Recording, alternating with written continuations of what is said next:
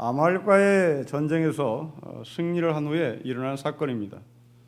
그러니까 헤렘법에 근거해서 전쟁에서 얻은 모든 전리품 그리고 포로들은 다 전멸해야 하는데 이 사울은 전멸하지 않고 일부를 챙긴 것 때문에 사단이 났습니다.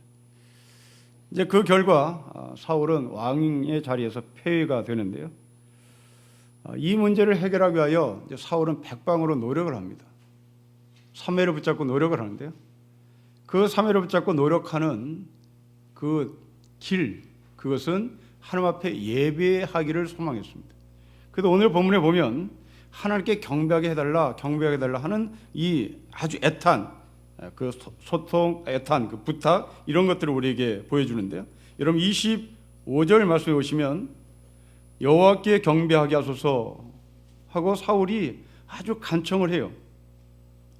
그 다음에 30절도 여호와께 경배하게 하소서라고 간청을 합니다. 사무엘은 안 된다고 계속 거듭 부인하다가 결국은 30절에 간절히 간청하는 이 사울의 간청에 31절에 경배하도록 허락을 합니다. 소리가 들리는데요. 무슨 하울링 나는데 좀 잡아주실래요?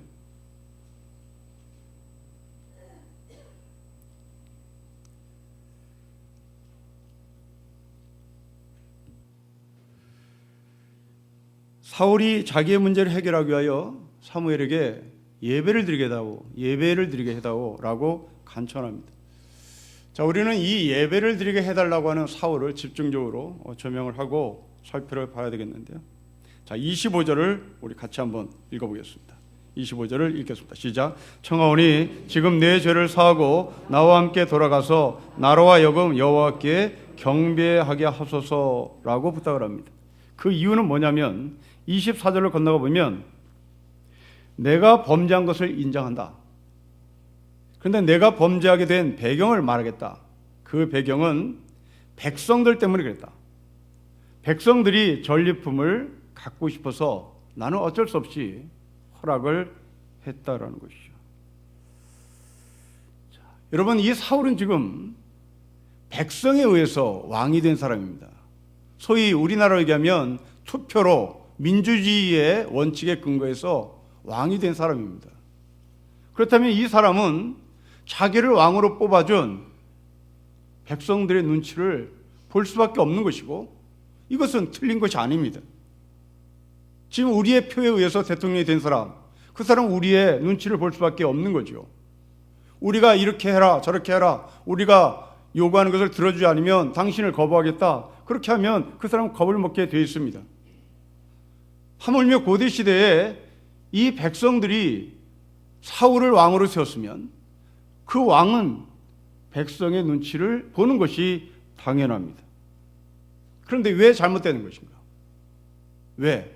그 이유는 당연히 하나님의 말씀이 원칙이기 때문에 그렇다는 것이죠. 자, 그럼 또 하나 우리가 질문해 보면 백성을 통하여 하나님의 뜻이 움직여진 것입니다. 우리가 가끔 기도를 할 때마다 사람을 통하여 역사하시는 하나님이라는 표현을 자주 하죠. 사람을 통하여 하나님의 뜻이 움직이는 겁니다. 그렇다면 지금 사울이 왕이 된 것은 하나님의 뜻이죠. 사람을 통하여 하나님의 뜻이 사울에게 임한 겁니다. 우리는 지도자를 세울 때 우리를 통하여 하나님이 역사하신다는 고백을 합니다. 그래서 사람들의 말을 들어야 되고 사람들을 소중히 여겨야 한다고 말합니다. 자, 이런 논리를 보자면 사울이 백성들의 요구에 전리품을 없애지 않은 것은 타당한 겁니다. 여기는 할 말이 있는 것이죠. 그런데 성경은 이 사울을 왕을 폐위하는 데까지, 왕을 하야시키는 데 이르기까지 아주 무서운 벌을 내립니다. 자, 이제 우리는 여기서 굉장히 중요한 두 가지 원리를 발견하는데요. 바로 하렘법은 원칙입니다. 이 원칙과 현실이 부딪힌 거예요. 하렘법은 전쟁에서 얻어진 모든 전리품은 다 쓸어버려라, 이게 원칙입니다. 현실은 그거 놔둬서 우리끼리 좀 편하게, 우리끼리 좀 나눠보면 안 되나? 이것에 부딪힙니다. 우리 신앙생활은 항상 이거죠. 여러분의 삶은 항상 이렇습니다. 원칙과 현실의 부딪힘이죠. 베트남의 중국이 사회주의 원칙을 고수하다가 빵이 문제가 해결이 안 되니까, 현실의 문제가 해결이 안 되니까 결국 사회주의 노선을 수정했습니다. 그 자본주의를 일부러 차용하죠. 자본주의를 차용해서 이제 사회주의와 자본주의가 서로 혼용합니다. 정치는 사회주의요, 그리고 경제는 자본주의가 됩니다. 이제 북한도 그리고 중국과 베트남보다 더 원칙을 강하게 갖고 가다가 결국 북한도 두 손을 들고 있는 거예요. 이제 사회주의 원칙을 고수하다 보니 이제 국민들의 빵이 절실히 부족한 것을 알고 서로 수정을 하자. 그래서 미국과 지금 손을 잡아보려고 하는 것이죠. 미국과 손을 잡으면 빵을 얻는 것은 기정사실이니까. 그러니까 우리가 사회주의 노선을 완전히 걷는 것도 아니고 자본주의의 길을 완전히 걷는 것도 아니고 어설프게 이 원칙과 현실을 서로 뭉뚱거려 우리가 편한 대로 가고자 하는 겁니다. 여러분, 교회 생활도 마찬가지죠. 교회에서 저는 여러분에게 항상 원칙을 가리키고 원론을 가리킵니다. 그런데 여러분들은 가정에서 현실을 맞닥뜨리고 그리고 직장에서 현실을 맞닥뜨릴 때 이 원칙과 현실 사이에서 여러분들은 굉장히 고민을 하죠. 이 고민 가운데 우리는 무엇을 선택하나 백발백중 원칙보다 현실을 택하죠. 이게 우리의 딜레마입니다. 사울은 헤렘법을 몰랐던 사람이 아닙니다. 원칙인 것을 알아요. 그러나 어쩌겠어. 국민들이, 백성들이 배가 고프다니, 백성들이 빵을 더 많이 얻어먹을 수 있다면 우리가 전쟁에서 이긴, 그래서 전리품을 가진 것을 사람들에게 나눠준 것은 더 좋은 거 아닌가? 어떤 입장에서 보면 이 사울은 좋은 지도자 중에 한 사람이었습니다. 그런데 하나님과 사무엘은 이것을 허락하지 않아요. 그러자 24절에서 사무엘이 급기야 인정을 합니다. 어쩔 수 없었다. 내가 인정한다. 내가 원칙을 범한 것을 인정한다. 그러나 현실을 좀 고려해다오. 이런 말입니다. 그러나 26절에서 사무엘은 받아들이지 않습니다. 원칙을 고수하죠. 여러분, 우리는 이런 딜레마에 빠졌을 때 어떻게 해야 하나? 라는 질문에 답을 해야 되겠습니다. 양자택일을 해야 되는 부담감을 하죠. 그래서 대부분의 성도들은 답안지에는 원칙을 씁니다. 그리고 현실은 원칙을 버리고 타협을 하죠. 답안지에는 원칙이라고 쓰고 읽기를 현실이라고 읽죠. 이게 우리의 현실이고 사울의 삶이었습니다. 그러면 성경은 이 딜레마에 빠진 사울을 향해서 어떤 메시지를 주는지를 봅시다. 여러분, 먼저 35절을 한번 보실까요? 35절로 내려갑시다. 우리 35절을 같이 읽겠습니다. 시작. 사무엘이 죽는 날까지 사울을 다시 가서 보지 아니하였으니 이는 가 사울을 위하여 슬퍼함이었고 여호와께서는 사울을 이스라엘 왕으로 삼은 것을 보이셨습니다. 여러분, 이상합니다.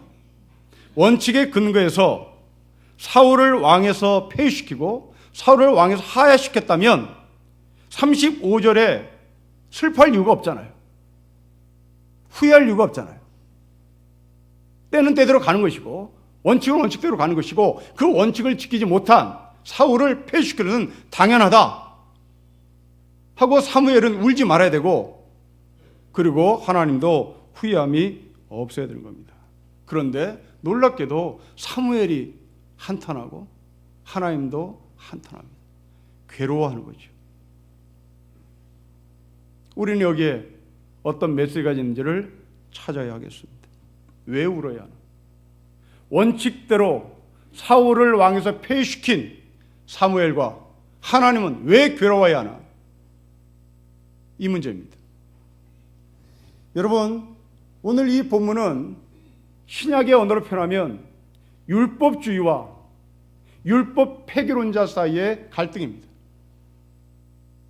사무엘은 율법론자죠. 사울은 율법 폐기론자예요. 현실이니까 어쩔 수 없잖아. 내가 직장에서 술을 안 마시기로 내가 작정을 했지만 현실은 그렇지 않잖아. 내가 검은 봉투를 받지 않으려고 작심을 했지만 현실은 그렇지 않잖아. 자식을 공부시키는데 과외라도 시키려면 검은 봉투를 받아야 되는 거 현실이잖아. 이게 이 원칙이 무너지는 율법주의자와 율법 폐기론자의 갈등이죠. 바리새인들은 사무엘처럼 원칙을 지킵니다. 그러나 바리새인들이 이 원칙주의를 싫어했던 사람들은 그 율법을 없애자고 얘기하는 것이죠. 이 갈등 충돌입니다. 여기에 성경은 뭐라고 말하는 거죠? 자, 이제 여러분의 자녀의 교육 방법에 들어갑시다. 여러분의 자녀들에게 원칙을 가르칩니다. 그런데 아이들이 원칙을 지키지 않습니다. 부모는 아이들에게 벌을 내리죠. 그리고 말하기를 내가 너를 낳고 미역국을 먹었다니 참 한심하다. 내가 참 후회스럽다고 말합니다. 어떤 누구도 이 말을 다 했습니다.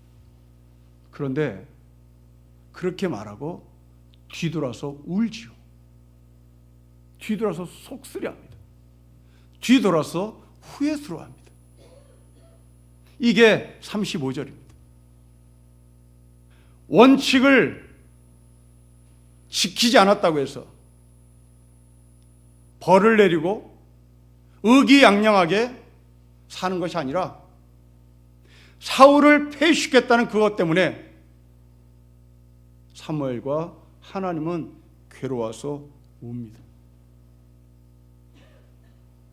율법을 택하냐, 율법을 택하지 않는 율법 폐기론을 택하냐, 이 갈등이 아니라 제3의 길을 성경은 얘기한단 말입니다. 그 제3의 길은 원칙을 지키되, 그리고 그 원칙에 근거해서 결론을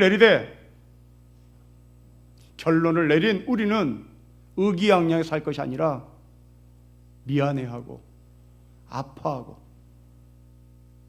후회스럽고 긍휼한 마음을 갖는 것이죠. 우리는 이 지점이 대단히 부족합니다. 여러분들은 나는 주일날 반드시 교회에 나오는 율법주의자야. 그런 사람이 주일날 어영부영 예배를 잘 빼먹는 사명에서 손가락질을 하죠. 항상 그렇게 갈등하고 부딪히는 대결 구도로 갑니다. 특별히 오늘은 우리가 연휴임에도 불구하고 여러분들이 예배를 나옵니다. 이 수요예배에 여러분이 나왔다는 것은 믿음이 아주 특심한 사람들이죠. 그리고 이 원칙을 지키기 위해 여러분들이 나왔습니다. 그런데 수요예배의 중요성을 여기지 않는 우리 지체들, 더군다나 연휴 때 수요예배가 끼면 당연히 안 나오는 사람들, 그들을 향하여 우리는 손가락질한다고요. 그렇지 않습니다.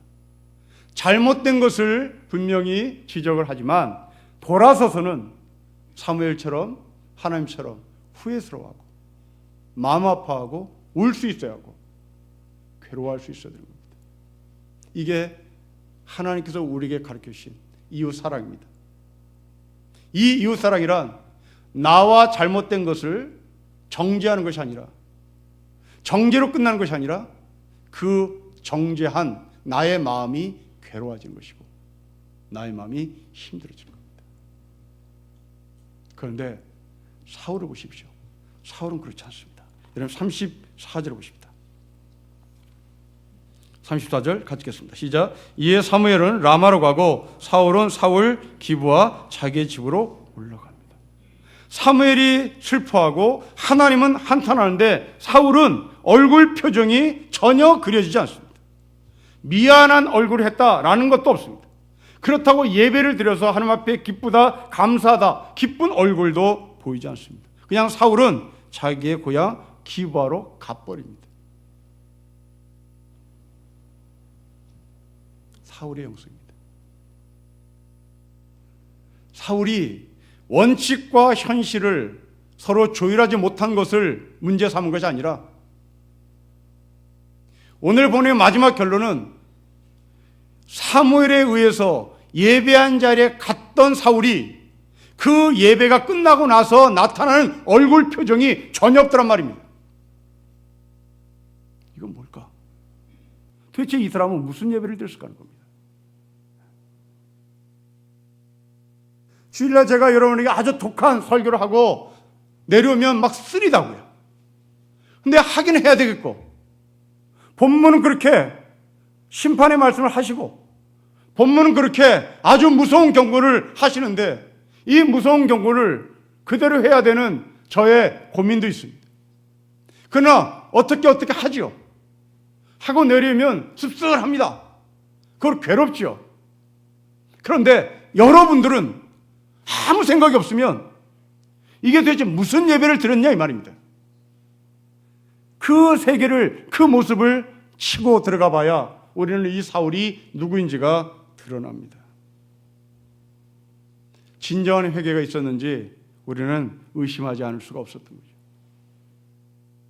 진정한 예배를 드렸는지 의심하지 않을 수가 없습니다.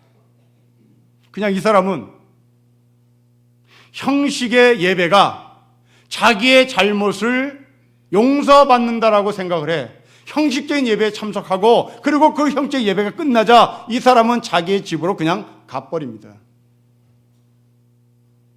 그러나 이 한 사람을 폐위시킨 사무엘은 죽을 때까지 괴로워합니다. 여러분, 미량이라는 영화를 보셨죠? 그 미량이라는 영화에 보면 자신의 아들을 죽인 범법자가 교도소에서 이 아들의 어머니를 만나 하는 말입니다. 나는 교도소에서 하나님을 만났습니다. 나는 교도소에서 하나님을 만나 하나님께서 나에게 지은 모든 죄를 다 용서해 주셨습니다. 거기에 이 밀량의 여자 주인공이 정신이 돌아버리죠. 아니, 내가 용서하지도 않았는데 어떻게 하나님이 용서했다고 저렇게 뻔뻔한 얼굴 하나. 지금 사울이 그렇습니다. 그러니 이 사울은 원칙과 현실 속에서 갈등했던 사람이 아니라 더 깊이 들어가 보니 이 사람은 어느새 또 원칙주의자가 되어 있어요. 예배를 들고 집으로 돌아갑니다. 이전에는 현실에 타협을 해서 내가 어쩔 수 없었잖아요 라고 얘기하던 이 사울이 갑자기 원칙주의로 바뀌어 나는 예배를 잘 드렸으니까 이제 나는 집으로 돌아간다. 마치 밀양의 아들을 죽인 범법자가 교도소에서 하나님을 만났다고 말하는 것과 동일합니다. 그렇다면 이 사람은 어떤 사람일까요? 그렇습니다. 이 사울은 이해관계에 맞아떨어지면 언제든지 변하는 사람이죠. 현실의 이해관계에 맞아떨어지면 현실로 가는 사람이고, 원칙의 이해관계에 맞아떨어지면 원칙으로 가는 사람입니다. 여러분, 우리의 삶이 이렇죠. 우리는 원칙으로 가는 사람이 있는가 하면 현실로 가는 사람이 있습니다. 그런데 대부분의 이것이 한 길로 가는 것이 아니라 항상 이것이 만나죠. 누구를 위해서? 나의 이해관계를 위해서. 나의 이해관계가 맞아떨어지냐에 따라서 나는 때로는 원칙을 잡고 때로는 현실을 잡습니다. 미국에서 1년 동안 공부를 하면서 한인교회를 연구할 수 있는 기회를, 옆에서 볼 수 있는 기회를 얻었습니다. 대부분의 한인교회 한인 교인들이 갖고 있는 사고가 상당히 유연적이었습니다. 아주 유연적입니다. 미국 법에 자기의 이익이 떨어지면 미국 법은 이렇다고 얘기합니다. 한국 전통이 자기 이해관계에 맞아떨어지면 미국 법은 순간 버립니다. 한국 전통은 이래왔다라고 얘기합니다. 그러니 미국이나 한인교회는 엉망진창되는 거죠. 싸우는데 무섭습니다. 한쪽은 미국 법으로 싸우고 한쪽은 한국 전통으로 들여오니 답이 없는 거죠. 여러분, 이게 교회 안에서 이루어진 싸움 아닌가 싶습니다. 여러분들이 교회에서 싸우는 한결같은 것은 원칙과 현실입니다. 그런데 끝까지 A라는 사람이 원칙을 주장하면, 그래서 그 원칙을 주장하고 원칙 갖고 싸우면 좋을 텐데, 이 끝까지 원칙을 주장하던 A라는 사람이 갑자기 사울처럼 현실로 바뀌어버립니다. 사울은 그런 사람이었습니다. 하나님은 우리에게 말씀합니다. 현실과 원칙 사이에서 원칙을 소중히 여기되 현실의 벽에 부닥쳐 무릎을 꿇은 사람들, 그 사람들에 대해서 영원히 정죄할 필요 없다. 그 사람이 잘못된 것을 지적하되 그 사람의 아픔과 슬픔을 같이 공유해야 한다. 사울은 그렇지 못했습니다. 그럼 왜 사울은 이런 사태까지 온 것일까 궁금해집니다. 여러분, 사울이 드린 예배를 다시 한번 관찰해 봅시다. 25절, 30절, 31절인데요. 30절에 이 사람의 흔들림이 나옵니다. 30절을 같이 읽겠습니다. 시작. 사울이 이르되 내가 범죄했을지라도 이제 청하옵나니 내 백성의 장로들 앞과 이스라엘 앞에서 나를 높이사 나와 함께 돌아가서 내가 당신의 하나님 여호와께 경배하게 하소서라고 부탁합니다. 여러분, 사울은 왕위에서 폐위가 될 것이라 이미 알았어요. 그런데 30절에 보십시오. 나를 백성의 장로들과 이스라엘 백성들 앞에서 좀 높여서 예배드리게 해주세요. 체면이죠. 사울이 지금 제사를 드리고 싶은 이유가 이해관계가 맞아떨어진 것인데 그 이해관계는 체면이었습니다. 나는 이스라엘 백성들 앞에서 날개가 꺾인 채 퇴장하고 싶지 않다. 나는 사람들로부터 높임을 받으면서 퇴장을 하고 싶다는 거죠. 여러분, 이런 사람들이 예배를 드리는 모습은 정말 더 절실하고 더 간절하고 더 강하게 사람들한테 비추고 싶겠죠. 그래서 27절 말씀에 보면 사울은 사무엘의 겉옷을 얼마나 힘차게 붙들어든지 찢어질 정도로 붙잡았습니다. 아주 간절하게 보였던 것이죠. 그러나 그 속마음은 간절함이 아니라 나를 높이는데 그 예배를 사용하겠습니다. 그가 이 사울의 속마음이었습니다. 여러분들은 어떤 예배를 드리고 있는지를 묻고 싶습니다. 제가 목사가 되고 싶다고 할 때마다 제 아버지가 해주신 말씀이 있습니다. 사람 속이는 것은 간단하다. 그러나 하나님은 절대 속지 않는다.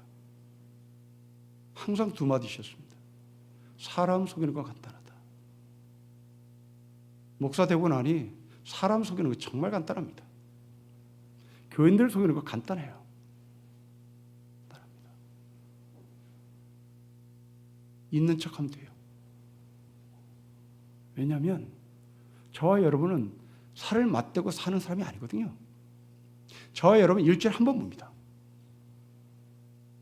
그 일주일에 한 번 저는 제 몸을 단장하고 이 자리에 서면 여러분들은 제가 뭐가 있는 것처럼 보이게 되어 있습니다. 그리고 아주 조그만 선한 일을 과대 포장하면 목사의 권위와 함께 과대 포장된 이야기는 쑥쑥 빨려 들어가게 되어 있습니다. 간단합니다. 이게 사울입니다. 나 회개할게요. 사무엘의 옷짝을 강하게 붙들고 나 회개 좀 할 수 있는 기회를 주세요. 그러나 이 사람의 속마음은 자기를 높이는데 장로들 앞에서 이스라엘 백성들 앞에서 자기를 높이는 그 자리에 가도록 예배를 사용했습니다. 여러분, 오늘 이 자리에 체면 때문에 나오셨습니까? 수예배인데 목사이기 때문에 나왔습니까? 장로여서 나왔습니까? 아니면 예배 때문에 나오셨습니까?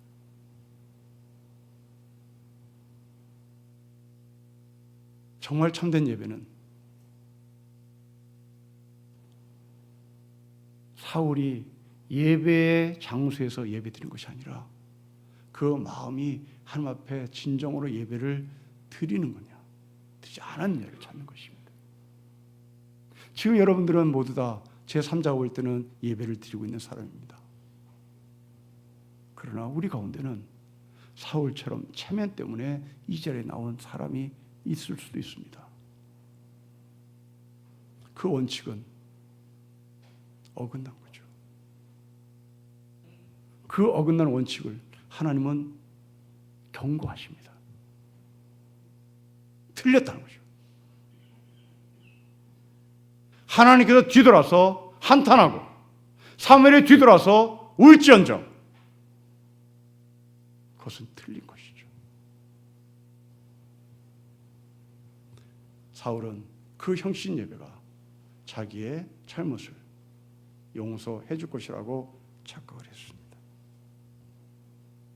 아닙니다. 예배는 여러분 가운데 내면의 세계에 무엇이 들어있느냐가 바로 예배를 드리는 기준입니다. 이것을 확대 해석하면 삶을 통하여 예배를 드리는 것이라고 말하는 것이죠. 지금 박수기 선교사님이 김경 집사님 댁에 가서 가려 중에 있습니다. 여러분, 그 가정은 이분하고 아무 상관없습니다. 그런데 삼시세끼 밥을 해 먹여요. 방을 제공해요. 여러분, 그 멀리에서 이 사람이 죽는다 산다, 의사들은, 중국 의사들은 거의 죽을 수밖에 없다, 그렇게 판정되는 이 사람을 한국에 데려오기 위해서 그 집사님의 딸은 자비를 들여 중국에 들어가 그 환자와 함께 들어옵니다. 그리고 병실에서 같이 자며 지킵니다. 이제 위험선에서 넘어서 퇴원을 하라고 하니 갈 데가 없는 이 사람을 자기 집으로 모시고 갑니다. 밥을 해먹입니다. 지난주에 김경 집사님이 저에게 웃으시면서 하신 말씀입니다. 우리 집에 아픈 천사가 왔어요. 우리 집에 아픈 천사가 왔어요. 아마도 삶을 통하여 드리는 예배라는 게 이런 게 아닌가 싶은 거죠. 일가 친척도 아닙니다. 그냥 일개 선교사예요. 그렇다고 그 사람이 유명한 선교사가 아닙니다. 그렇다고 그 사람이 실력이 있는 어떤 막강한 백그라운드가 있는 사람도 아니에요. 그냥 이름 모를 한 일개 선교사입니다. 사울이 드리는 예배와 이렇게 삶을 통하여 드리는 예배가 어떠한 차이인지를 우리가 보자는 말입니다. 우리는 늘 예배를 입에 달고 살지만 아마도 이 예배가 우리 가운데는 이해관계가 맞아떨어진 예배이기에, 아니면 체면치레를 하기 위하여 이 자리에 나온 예배가 아닌가, 사울을 통하여 다시 한번 되돌아봤으면 좋겠습니다. 그리고 그 사울의 잘못된 예배를 지적하는 사무엘의 그 눈물 흘림과 후회하시는 하나님의 마음을 우리가 들고 또 사울을 봤으면 좋겠습니다.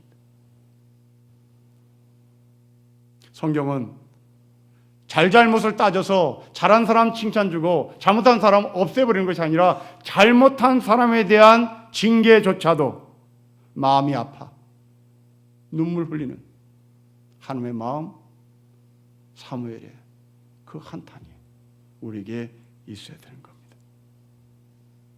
인간 중심의 예배란 곧 자기의 이해관계가 맞아떨어진 그 시점에서 드리는 예배입니다.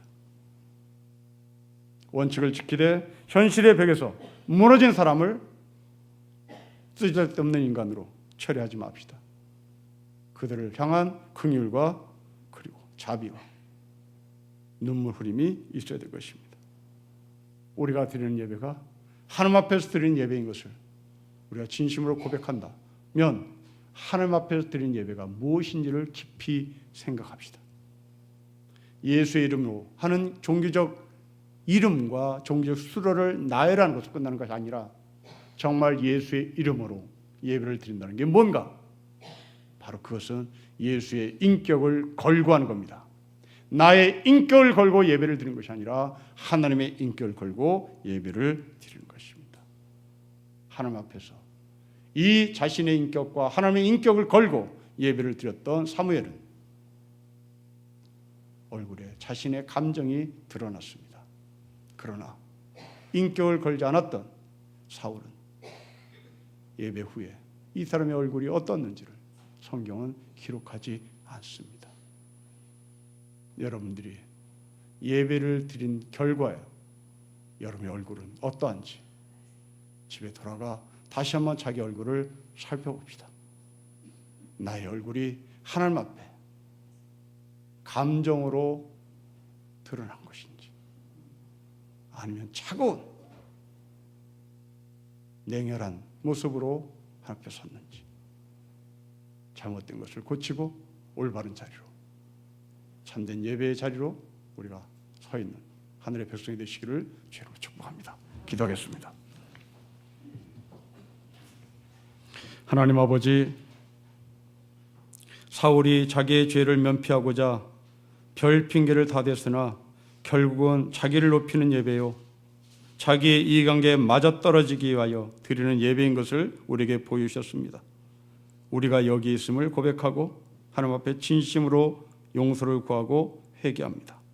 하나님 아버지, 내가 잘못했을 때 진심으로 회개해서 내 눈에서 내 마음에서 통곡이 나오게 하시고 그 통곡한 아픔과 그리고 자괴감과 고통이 하나님의 은혜로 말미암아 말끔히 씻어지는 가운데 제가 기쁨과 감사함으로 하나님 앞에 바로 서는 하늘의 백성이 되게 하옵소서. 오늘도 이 예배가 체면 때문에 나왔다면 수정시켜 주십시오. 이해관계로 나왔다면 고쳐주십시오. 진심으로 애통해하며 내 몸과 혼을 다 바쳐 하나님 앞에 예배드리는 참된 예배자로 서게 하셔서 하나님 앞에 내 얼굴이 어떠할지를 상상하며 예배드리게 하옵소서. 주 예수 그리스도의 이름으로 기도합니다. 아멘.